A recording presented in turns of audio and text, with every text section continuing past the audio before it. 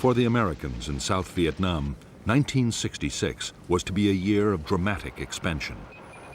U.S. forces were planned to double to just under 430,000 men. While the buildup was going on, the priority was to secure key parts of the country. By far the most important was the capital, Saigon.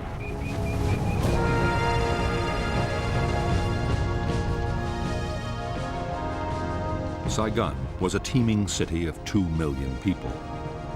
It was the seat of the South Vietnamese government and the location of South Vietnamese and American military headquarters.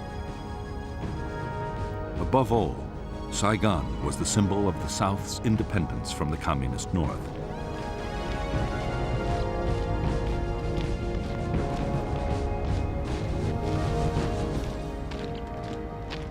For the commanders of the Viet Cong guerrillas, the capital was the ultimate prize. The tens of thousands of Viet Cong based within 50 miles of Saigon were already drawing a noose tight around the city. Powerful guerrilla units were pushing right up to Saigon's doorstep.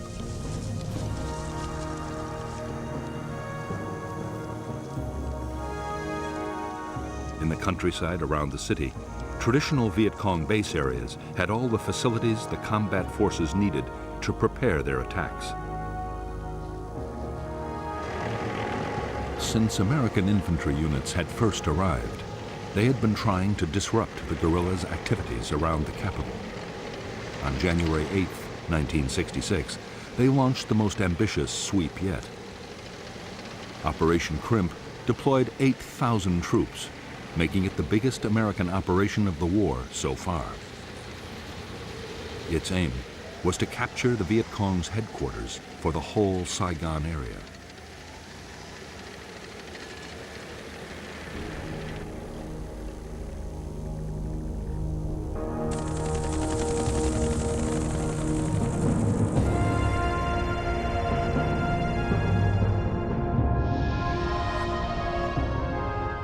The Viet Cong headquarters for Saigon was believed to be somewhere in the Cu Chi district, the communist stronghold barely 20 miles from the capital.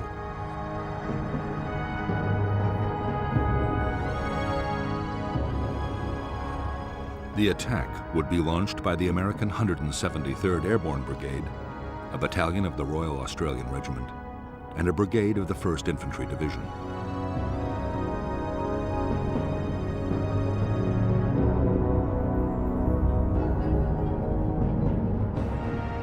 North of Cu Chi town was the disused Phil Hall rubber plantation and the forested area the Americans called the Hobo Woods.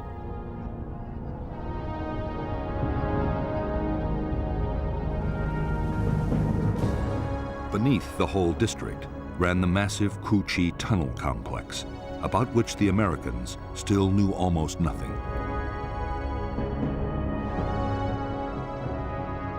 In the tunnels were the Viet Cong's Cu Chi military headquarters, a signals intelligence unit, 2 hospitals, the Saigon political office, and the Saigon regional military headquarters, the one the Americans were looking for.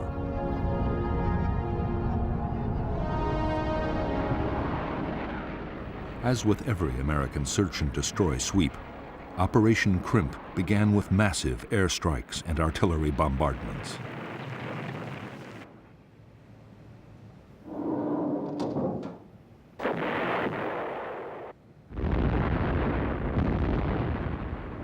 NLF agents had, long before, warned that a big American operation was coming.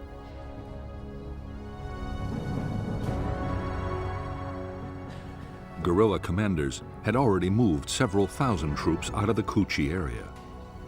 Only 1,000 local guerrillas were left behind, mostly inexperienced teenagers. But with the tunnels to fight from, they were confident they could inflict serious casualties on the Americans.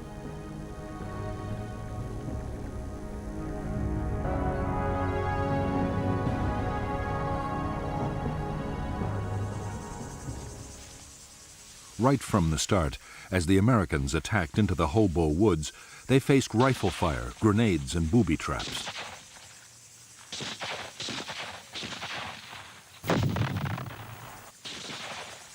NLF snipers opened up from hidden firing positions and within seconds vanished back into their tunnels. The Americans hardly ever saw the enemy who was firing at them.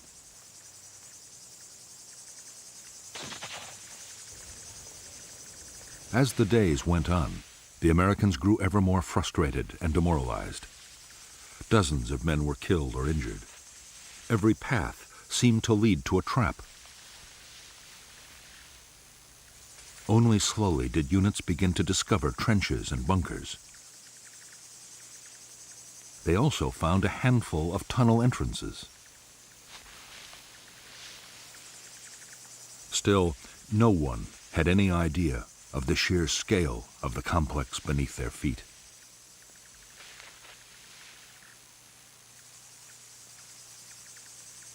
Although the Ku Chi guerrillas had suffered casualties, they had achieved their main objective.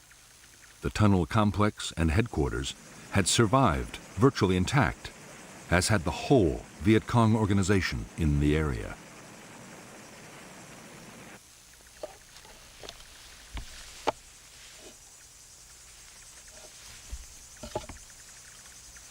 In late January 1966, only a few days after the end of Operation Crimp, troops of the 25th Infantry Division arrived at Cu Chi. Their orders were to secure the area for the 25th's main base.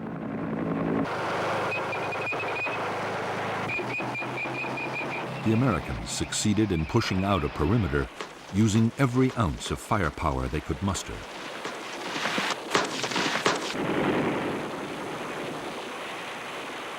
But from the first day, they faced constant harassing attacks from the Cu Chi guerrillas.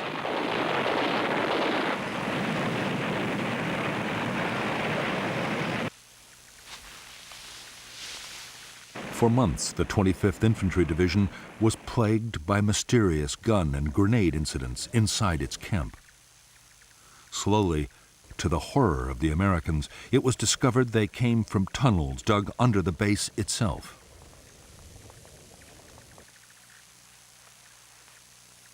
They were eventually found and sealed. But the main tunnel complex, only a few miles away, would keep its secrets for years to come.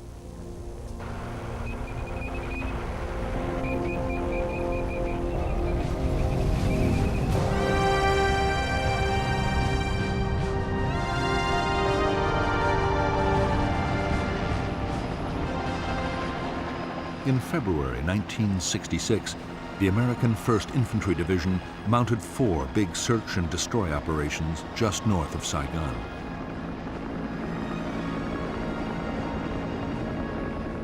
The result was disappointing. There were clashes with units from 2 Viet Cong regiments, but there were no major battles.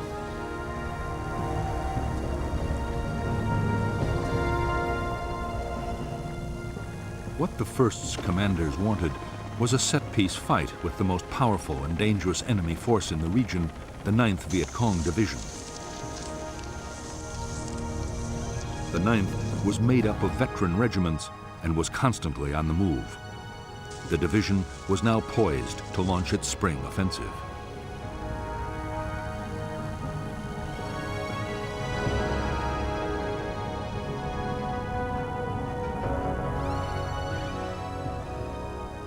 The communist leadership had ordered the Viet Cong to avoid head-on clashes with the Americans unless the odds were very favorable.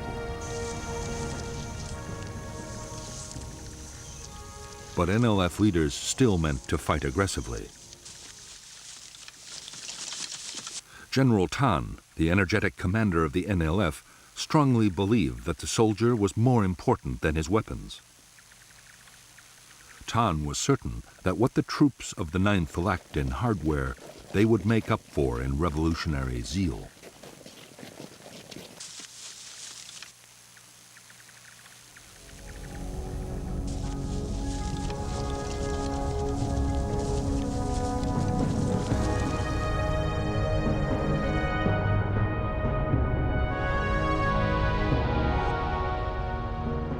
From the 9th Division's bases in War Zone C, 2 regiments headed into the Viet Cong strongholds of the Iron Triangle and War Zone D. At the same time, the 2nd Brigade of the American 1st Division was pushing into War Zone C, and the 3rd Brigade was moving into the Iron Triangle. The first clash came on March 5, 1966, when the whole 272nd Regiment attacked a battalion of the 3rd Brigade at Lo Qui.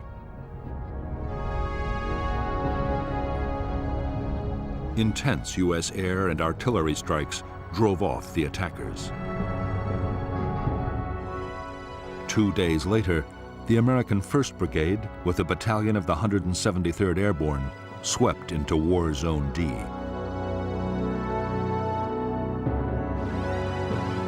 An entire Viet Cong regiment attacked the airborne's positions. Again, devastating U.S. artillery fire turned back the assault.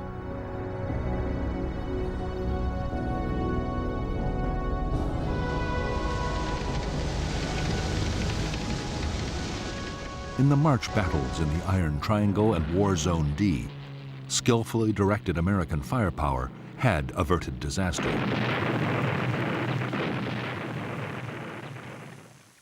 Hundreds of Viet Cong had been killed by artillery and airstrikes.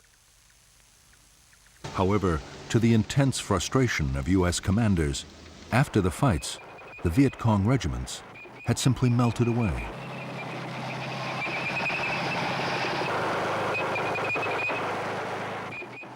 During the weeks that followed, the Americans kept up the tempo of search and destroy operations in front of Saigon. Commanders were determined to make contact with the enemy.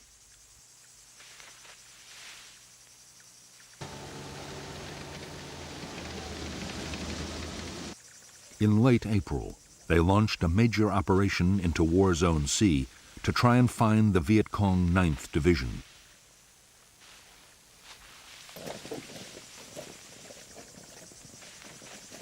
Operation Birmingham lasted for 3 weeks. More than 5,000 American troops of the 1st Infantry Division took part. They were backed by huge numbers of helicopters and armored vehicles.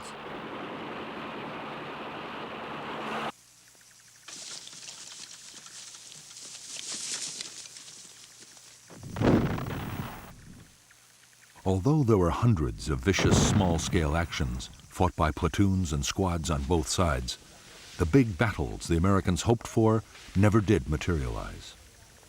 In 3 weeks, only 100 Viet Cong were killed.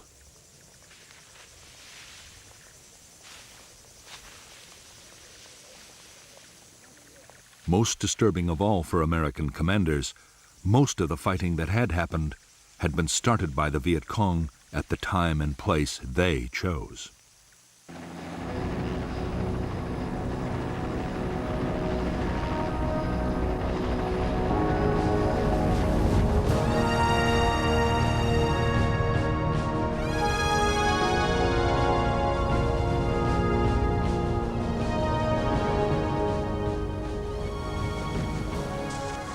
From the start, the Vietnamese had followed the 7 principles of guerrilla warfare laid down by the Chinese leader Mao Zedong.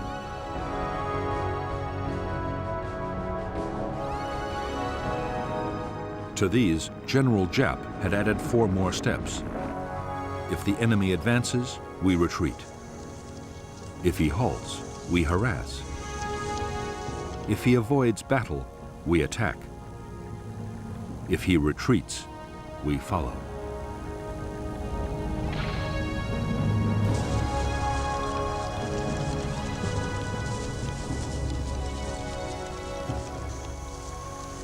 Almost every search and destroy operation the Americans had launched had been met with Giap's tactics. The places the Americans were most likely to land their helicopters were set up for ambushes. Trails were quickly booby-trapped and mined, and snipers left in place. If the Americans did stumble onto a big NLF unit, the chances were it was occupying prepared fortifications with tunnels, bunkers, and trenches.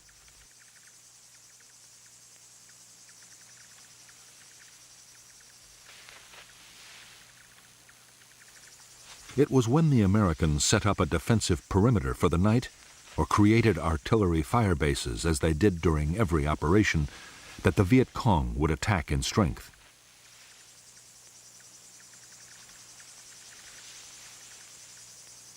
Always, the guerrillas had a plan for breaking off the battle if the opposition got too tough.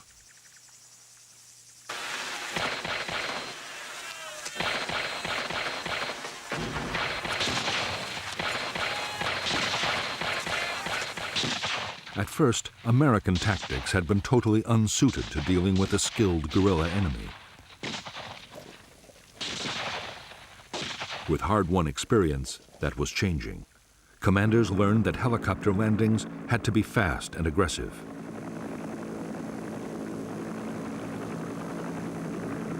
Sergeants taught their men not to bunch up, but to stay spread out. Otherwise, a machine gun or a mortar round could kill several men at once.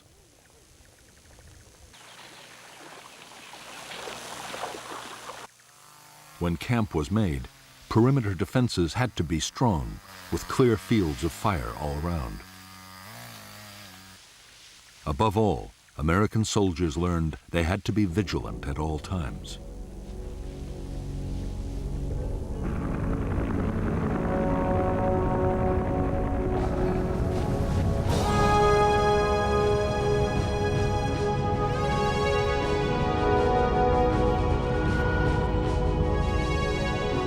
By mid-1966, the U.S. Commander General Westmoreland was getting more and more impatient.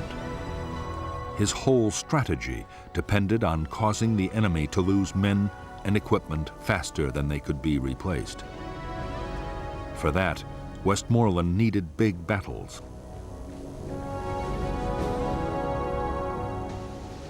He ordered the 1st Division to make more substantial contact with the Viet Cong. Most of the battles that did happen were started not by the Americans, but by the NLF 9th Division.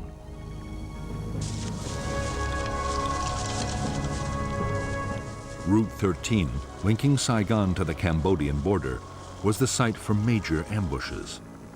In some, the guerrillas struck with 1,000 troops at a time.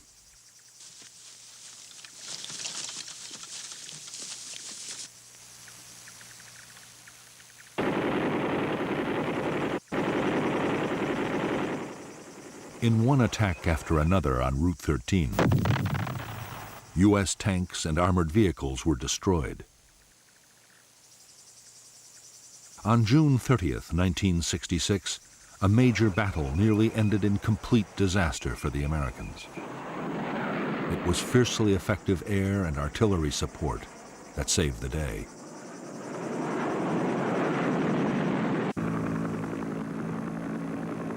Soon after the battles, the whole NLF 9th Division moved back into its most impenetrable base areas.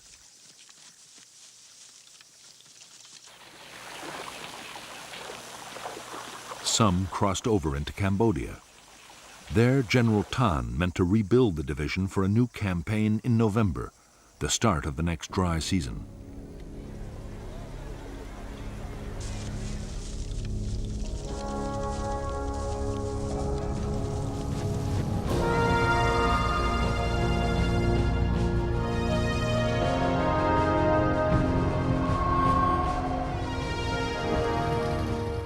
In the past year, the strength of the North Vietnamese Regular Army inside the South had risen to upwards of 60,000 men. Of these, 10,000 were concentrated in the remote Central Highlands.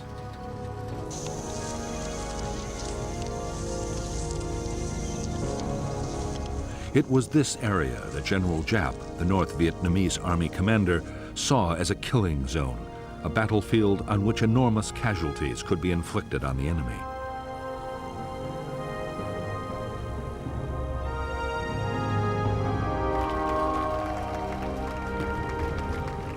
Jap believed that the forests and mountains of the Central Highlands were especially well suited to big military operations.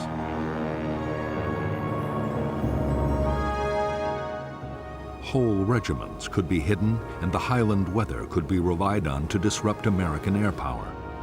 The troops would also be close to supplies and reinforcements across the Cambodian border.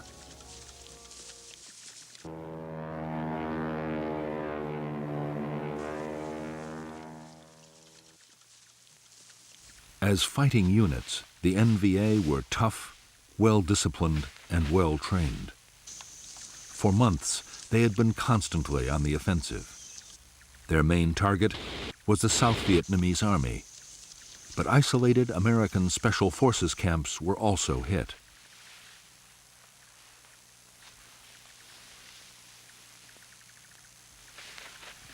Increasingly, attacks were carried out by units up to 2,000 strong.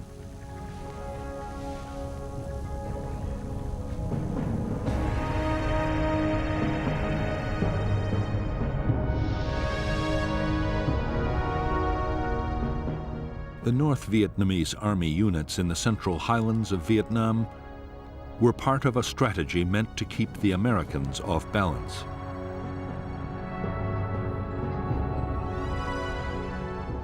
There were powerful NVA divisions on the demilitarized zone, separating North and South Vietnam. And there were the NLF regiments opposite Saigon. Communist forces could present the Americans with a challenge in any of the three areas and force them to react.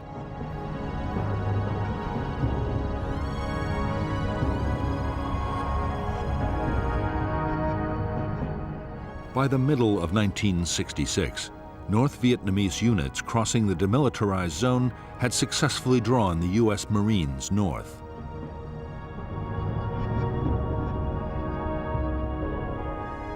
In the highlands, the NVA 24th Regiment had engaged elements of the 101st Airborne Division. The 1st NVA Division had pulled a U.S. infantry brigade and the 1st Air Cavalry towards the Cambodian border.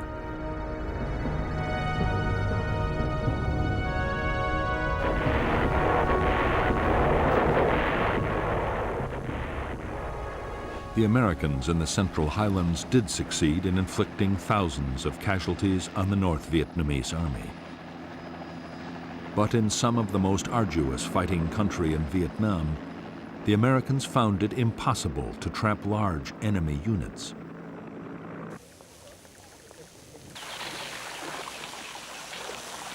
Time after time, they succeeded in slipping through the net.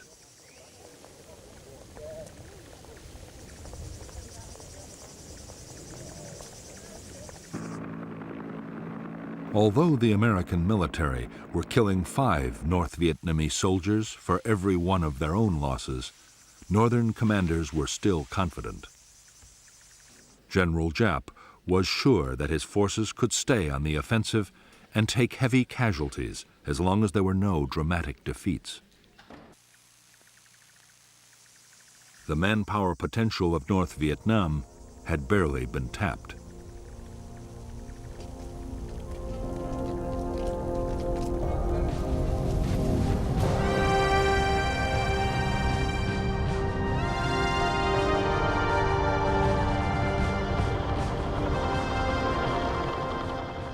From the start of its war in Vietnam, the U.S. Army had found the conflict to be unlike any other. As Viet Cong attacks proved every day, there was no front line. Each side controlled only the territory immediately around its positions or its bases. The Army was calling it area war.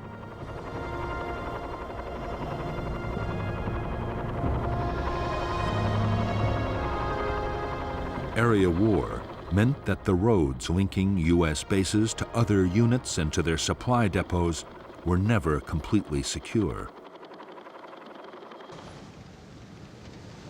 Viet Cong's strategy was to try and isolate American forces and to pin down large numbers of U.S. troops on base and road defense. That way, there would be fewer men available for offensive operations.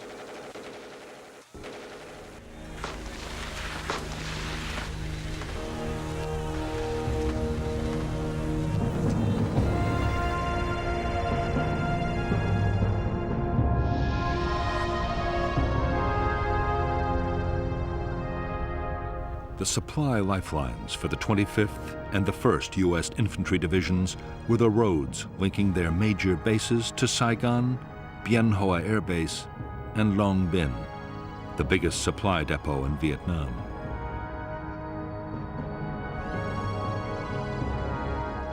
The roads were constantly patrolled by armored vehicles and aircraft. In August 1966, the 25th Division was tasked with clearing the way for a new American unit, the 196th Light Infantry Brigade. The 196th was to be based at Ta Ninh to secure Route 22, running through the NLF base area of War Zone C.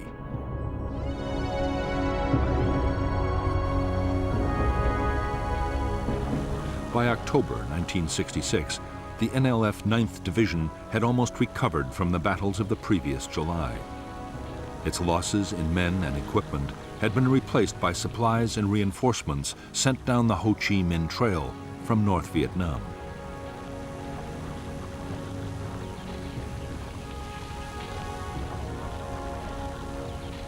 With the dry season coming, the 9th was busy in War Zone C preparing for its next offensive.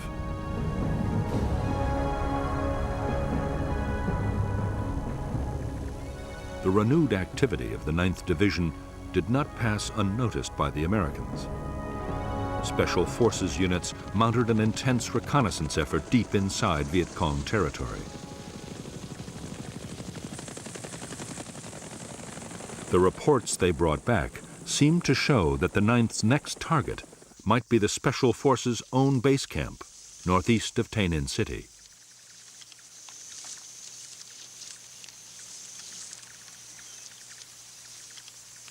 American commanders were determined to disrupt the Viet Cong's plans. The 196th Brigade was ordered to mount aggressive search and destroy sweeps near the Special Forces camp area. The sweeps, starting on September 14, 1966, were codenamed Operation Attleboro.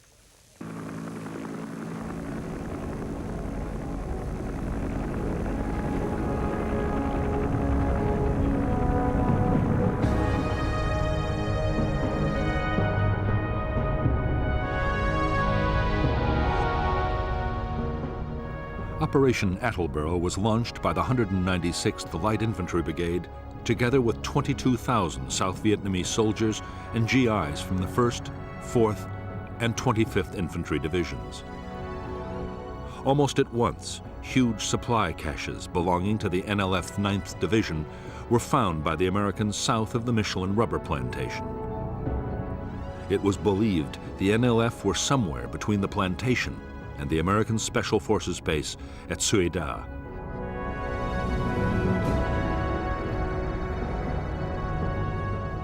While one battalion made a helicopter landing, the other battalions pushed towards it on foot. When the landing zone was ambushed, both sides sent thousands of reinforcements rushing to the area. By the following day, full-scale battles were raging.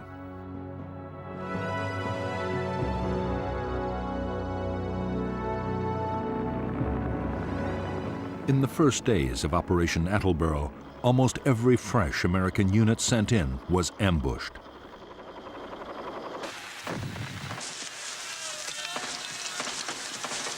Nor were the Americans safe behind the defensive perimeters of their nighttime camps. NLF units struck with thousands of men at a time and came close to wiping out whole American formations.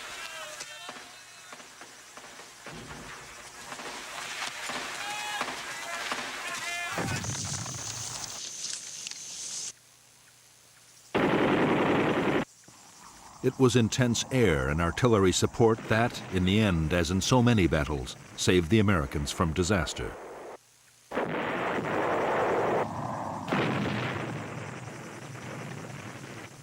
Even then, many of the NLF battalions were attacking out of bunkers, trench lines, and tunnels, and were sometimes able to withstand the most punishing bombardments.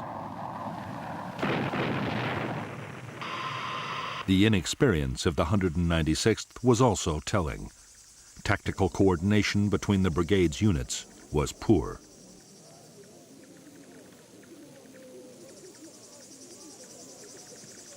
Although the situation was desperate, American commanders in Saigon also saw a major opportunity. Attleboro might be a chance to fight the kind of big battle they had been looking for.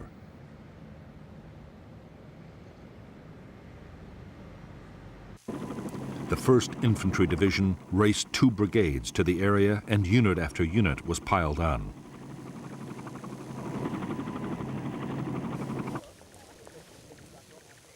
The 11th Armored Cavalry Regiment, only just arrived in Vietnam, was also thrown into the battle. Within days, there were 22,000 American troops in the Attleboro area.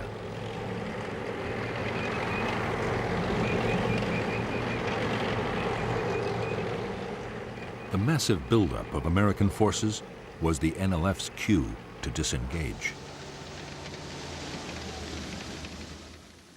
Although fierce firefights continued wherever the two sides came into contact, the 9th Division began to withdraw. Its big units broke down into smaller groups and slipped away towards Cambodia, where the Americans were forbidden to follow.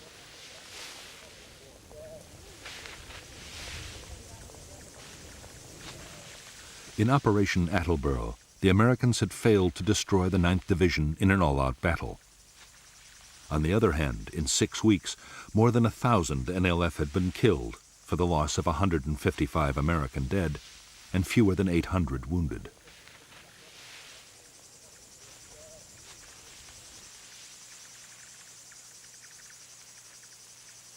U.S. troops had captured a massive amount of enemy stores and documents, and Viet Cong plans for the coming months had been badly disrupted.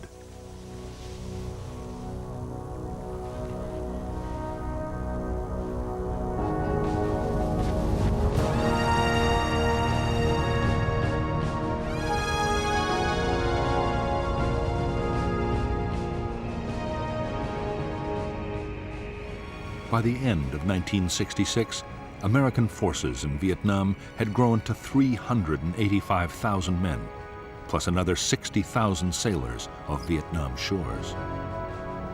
As the force levels had risen, so too had the casualties.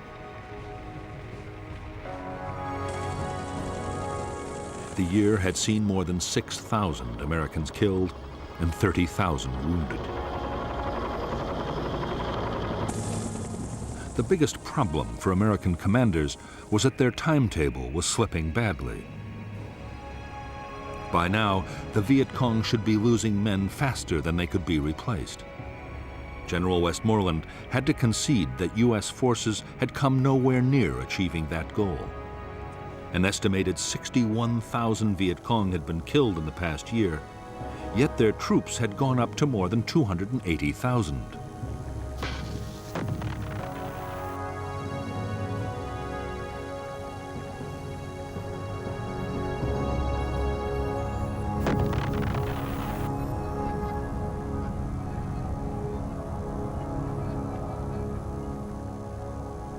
Part of the problem was that the American bombing campaign against North Vietnam and its supply routes to the south was still failing.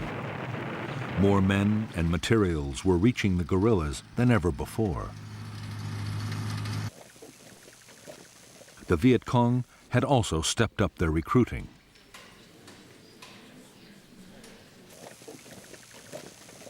There was one cause for optimism on the American side. Operation Attleboro had seemed to show the Viet Cong would fight if their base areas were threatened.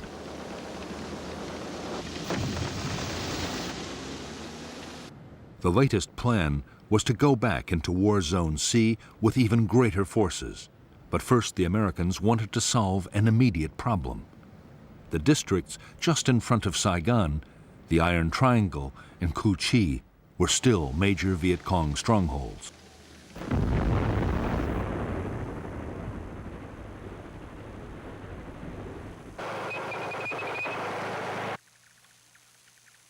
The American plan was to attack into the Iron Triangle with more than 2 divisions. The guerrillas would be trapped in their own base areas and annihilated. At the same time, another attempt would be made to capture the Viet Cong Saigon military headquarters. The whole area would then be systematically destroyed.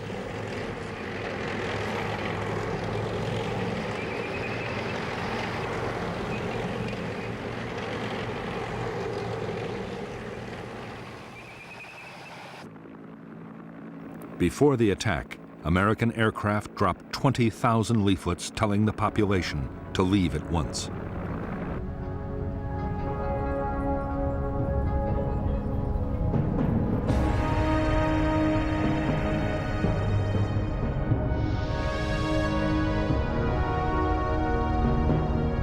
The Iron Triangle was an area of 60 square miles lying between the Saigon River and Route 13, with the village of Ben Suc on its western side. A major Viet Cong tunnel complex ran under the whole district. The 272nd Regiment of the NLF was operating there, along with 2 battalions of NLF Main Force, 2 independent NLF battalions, and the Phu Loi Battalion.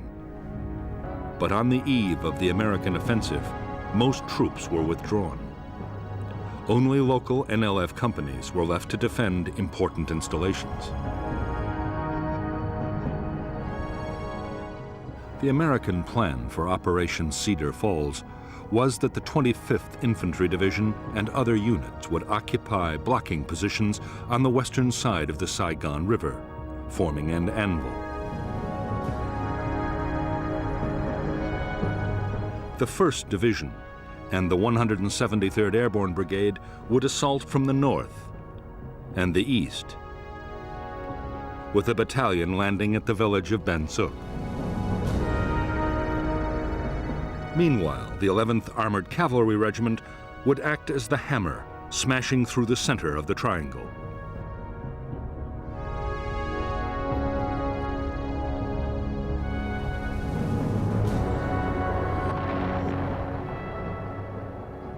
Operation Cedar Falls opened with 4 days of attacks by B-52 bombers. Artillery and airstrikes followed, and a wall of fire was laid down to cut off the NLF's retreat.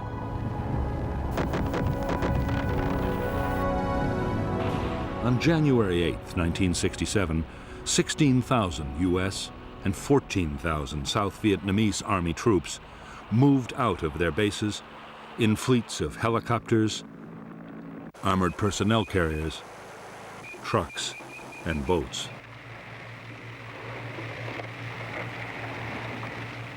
In the first hours of Operation Cedar Falls, the village of Ben Suc had been captured with barely a shot fired.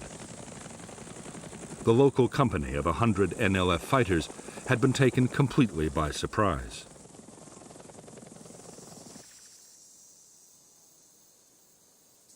As the village's 6,000 inhabitants were rounded up for interrogation, bulldozers began to level every building in sight.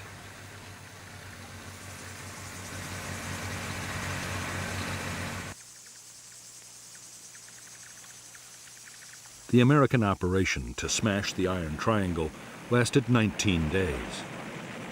With only local Viet Cong left to defend the area, and most of those hidden in tunnels, there was almost no heavy fighting. American losses were 72 killed and 337 wounded, mostly to snipers and booby traps.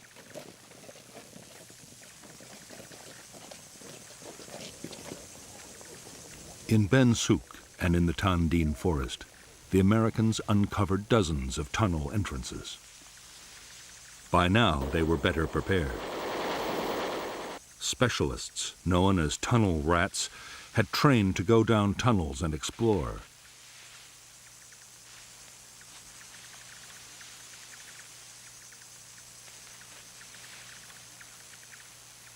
In the cramped spaces underground, they faced gunfire, booby traps, and mines.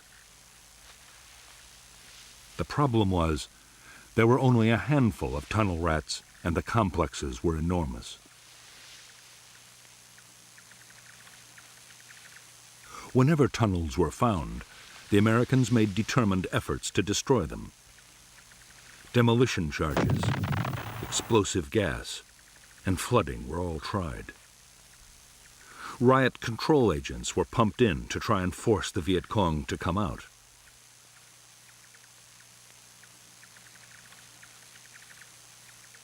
Nothing really worked. The tunnels were designed so that neither gas nor water could penetrate far.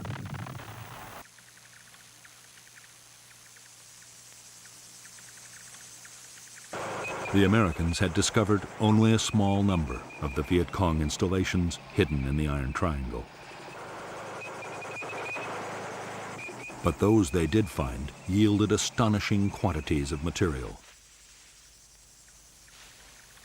There was enough rice to feed 13,000 guerrillas for a year, along with over 7,000 uniforms, a huge underground hospital, and over a ton of medicine. 500,000 documents were discovered, including detailed maps of air bases and the private addresses of Americans in Saigon.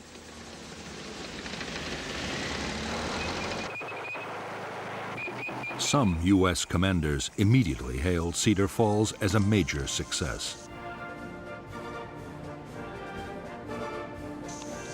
Westmoreland was much more cautious. The main NLF military headquarters had not been found. Neither had any sizable enemy unit been brought to battle and destroyed. In the end, 720 Viet Cong had been killed for the loss of 72 Americans.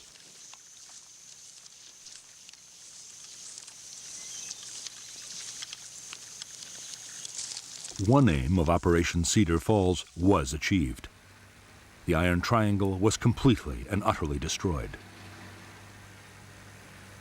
After its inhabitants were moved out to refugee camps, the district was turned into an uninhabitable wasteland. Huge Rome plows cut 20-foot wide avenues crisscrossing the forest to make any movement instantly visible from the air. These massive machines could plow the tallest trees into the ground. 60 square miles of forest near Saigon were plowed under in the Iron Triangle. Afterwards, Operation Ranch Hand aircraft sprayed lethal defoliants to destroy the jungle cover and make it impossible to grow crops.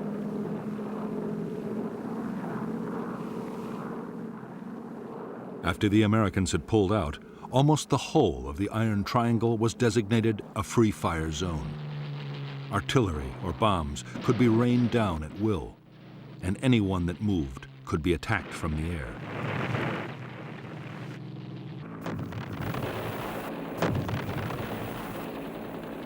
Yet to the astonishment of the Americans, within weeks of Operation Cedar Falls, the Viet Cong were active again in the Iron Triangle.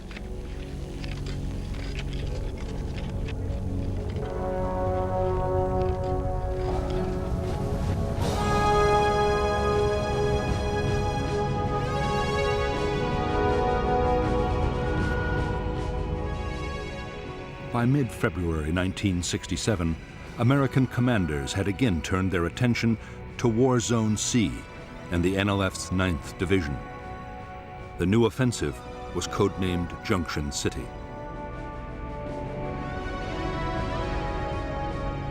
Westmoreland had ordered his commanders to think big, and they had planned the most ambitious search and destroy operation of the war so far. 30,000 American troops would take part, together with 5,000 men from the South Vietnamese Army.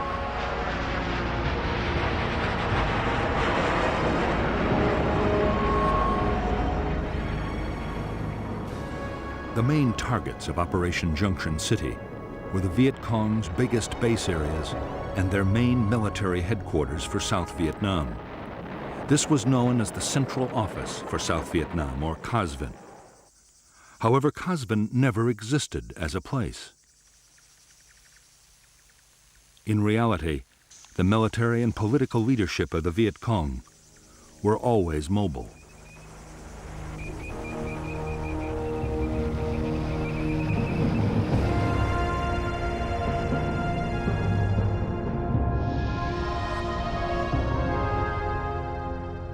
The Viet Cong base areas of War Zone C held the 9th Division's 3 regiments, a regiment of the NLF's new 5th Division, and 2 North Vietnamese Army regiments, altogether more than 10,000 troops. There were also thousands more local Viet Cong scattered throughout the region.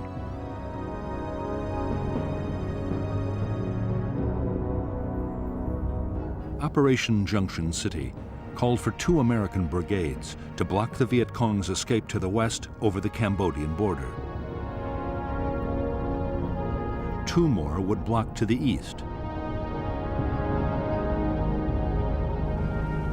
Infantry and airborne forces would close off the north by helicopter and parachute landing, forming a giant horseshoe. Armored cavalry and infantry brigades would then sweep northwards, overrunning all enemy units in their path.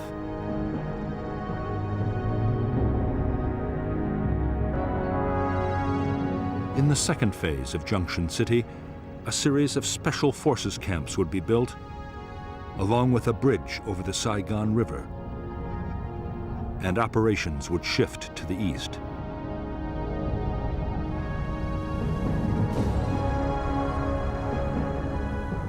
By February 21, 1967, the Americans were ready to launch Junction City. The blocking forces to the west and the east were in place.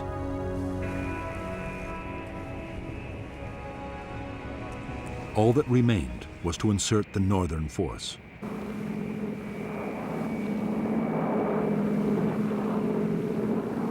In one of the largest air-mobile assaults ever, 240 helicopters swept over Thanh Ninh province. Fighter bombers and helicopter gunships hammered the landing zones.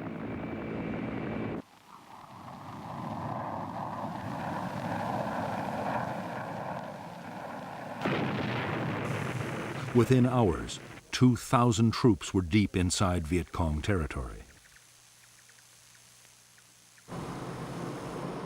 At the same time, in the first parachute drop of the Vietnam War, nearly 800 men of the 173rd Airborne completed the American Horseshoe.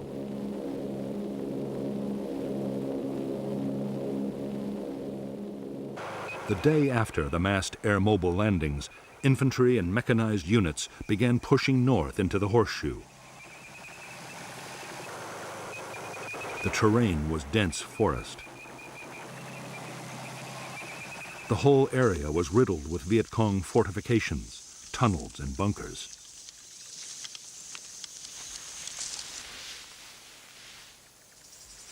Although there were scattered firefights, and the Americans lost men to snipers and booby traps, there were few big actions.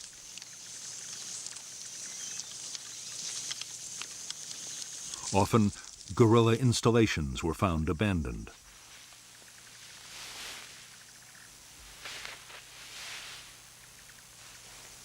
The battles that did happen were started by the Viet Cong. Powerful units twice attacked elements of the 1st Infantry Division at Prek Lok.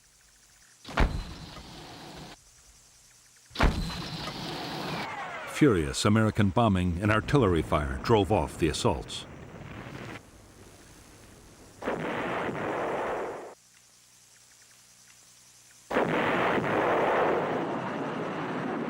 Because the Viet Cong had begun the battles, they were also able to break off the fight whenever they chose. Nor were the American blocking forces able to trap them and make them fight. The dense vegetation meant the guerrilla battalions could break down into platoons and filter through American lines. By now, the Viet Cong military leadership the Americans were searching for had also slipped away, across the border into neutral Cambodia.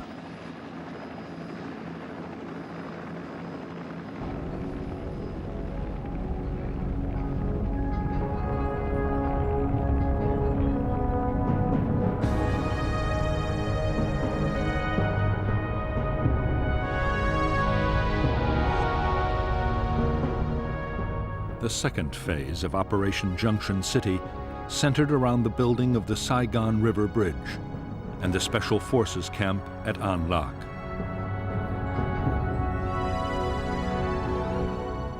Convoys of trucks shuttled up and down Route 13 with building materials. For defense, artillery fire bases, including Fire Support Base 20, were scattered along the road. Firebase Gold and Landing Zone George were created for search and destroy sweeps.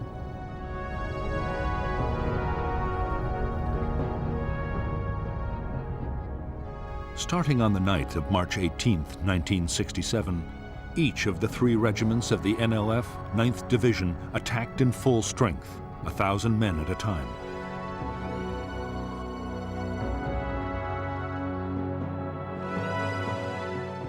Each attack was driven off by overwhelming American air and artillery fire.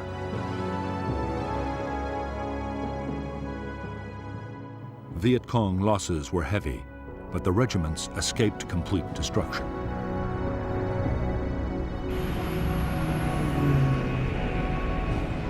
Operation Junction City lasted 72 days.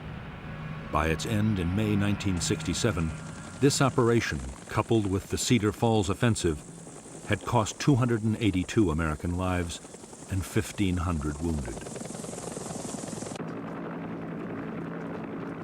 Nearly 3,000 Viet Cong had been killed. Guerrilla bases had also been overrun and installations destroyed. American troops had captured large quantities of stores, equipment, and weapons.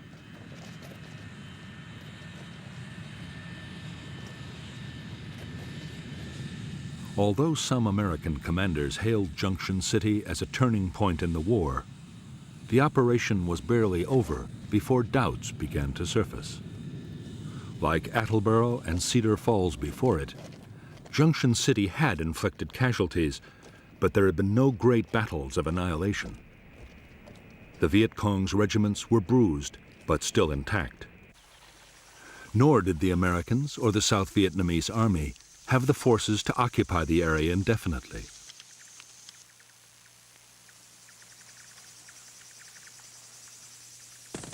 As soon as they had gone, the Viet Cong regiments returned to rebuild their base areas and reclaim War Zone C.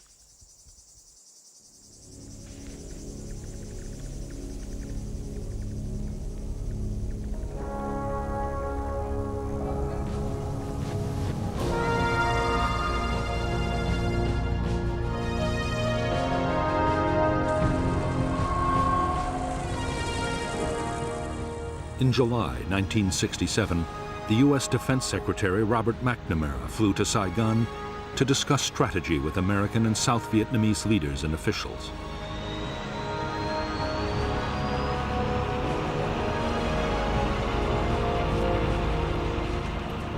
By now, the Viet Cong's big units were supposed to be smashed. Instead, Viet Cong numbers were still growing, and there was no sign the enemy was about to give up the fight.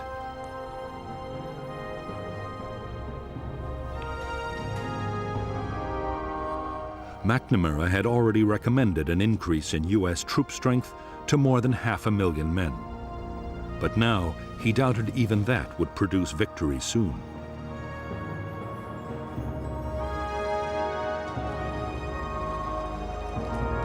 Back in Washington, McNamara advised President Johnson to plan for a long war in Vietnam. There should be less emphasis on battlefield victories. More attention should be paid to long-term measures, like helping the South Vietnamese government win control of the villages.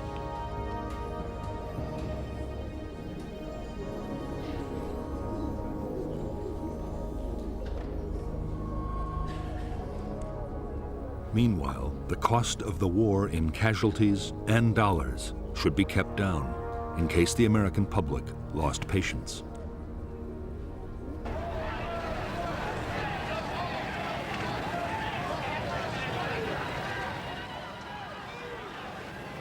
In the summer of 1967, just as the Americans resigned themselves to a long war, the Vietnamese communists changed their strategy.